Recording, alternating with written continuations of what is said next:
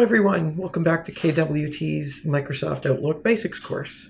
Today we'll be taking a look at spell check and autocorrect features and how we can adjust them to suit our needs.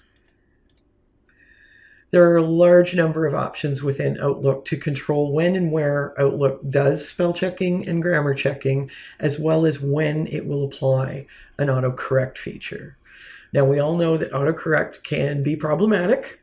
If in doubt, search for #DWAC on Twitter to see what I mean. The results can be quite funny.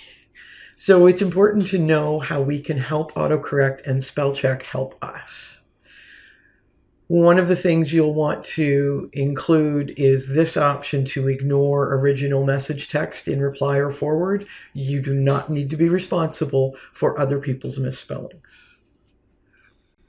There are a number of proofing options. Many of them are language specific, so they may not apply to you. I personally have not found anything in here that really changes my workday, but it may work for you, especially if you use languages other than English. When we get to autocorrect options and auto formatting, there are a lot of things in here that you can do to make your life easier.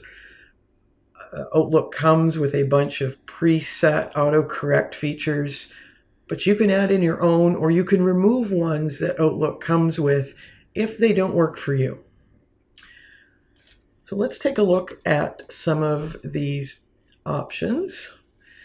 One particular problem I have is anytime I write bracket C bracket, it changes it to the copyright symbol. And that's normally not what I want to do, so I have to undo it to get it back to bracket C bracket. So let's take a look at the autocorrect options under File, Options, Spelling and Autocorrect, and Autocorrect Options. Now under the Autocorrect tab, there's the culprit right there. Bracket C bracket will be replaced with copyright, and this is one of those ones that comes with Outlook. So I'm going to delete that. And we'll go back and try my typing again. So if I do bracket C bracket, now it stays as bracket C bracket and does not continually try to change it to the copyright feature. Now maybe there are times when I do want the copyright symbol. So let's go back in and see how we might do that. So I've taken out the bracket C bracket, but maybe when I really do want to use the copyright symbol, so I'm going to put in bracket C bracket bracket to get the copyright symbol. And there is a shortcut Control-Alt-C that will give me the actual copyright symbol. But rather than remembering that, this might be easier for me to remember, so I'm going to add that to the list. So now if I go back to my email, so again, if I do bracket C bracket, it stays as it is. But if I do bracket C bracket bracket, it gives me the copyright symbol. So now I have it set up the way I want it so that I can get the results that I'm looking for. Now, one of the other parts of the autocorrect options is a number of standard misspellings. So if I scroll right down to the bottom, you can see we have a couple of common misspellings for you or your. People often cross over their O and U, so this will autocorrect for that. Now maybe you have your own personal common misspellings. Maybe you regularly type O-Y-O-R-U for your. So you could add that into the list. So now when I go back to my email, if I type Y-O-R-U, it will automatically correct it to your for me. So these are really handy, especially where we all have some idiosyncrasies where we mistype words in a certain way. You can add those in to Outlook. So let's go take a look at some of the other options. Pop back into autocorrect. If you use math symbols on a regular basis, you can make use of what comes with Outlook, or you can add your own in.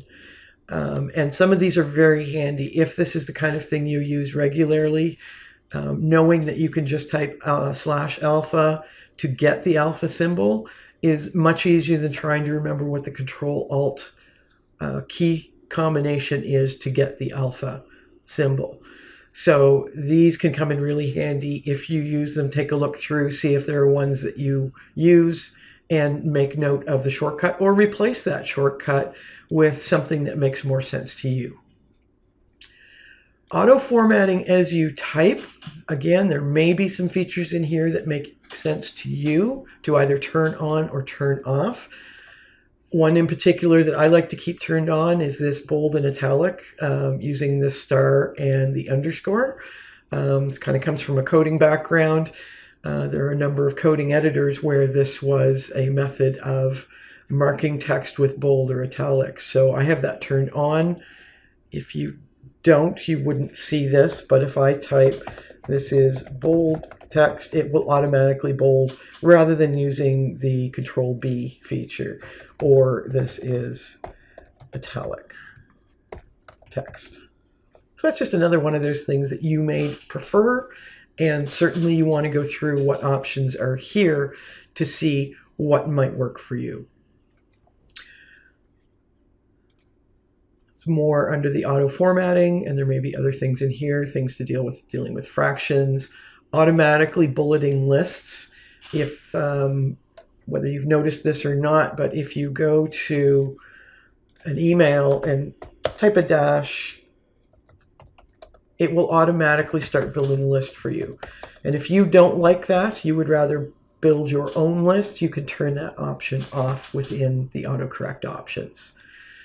So what I want you to consider is, what are those things that irritate you on a day-to-day when you're typing, when you seem to be regularly correcting a certain type of typing error, and go through the autocorrect options and see if there is a way for you to fix that so that you're not regularly correcting the same thing over and over again.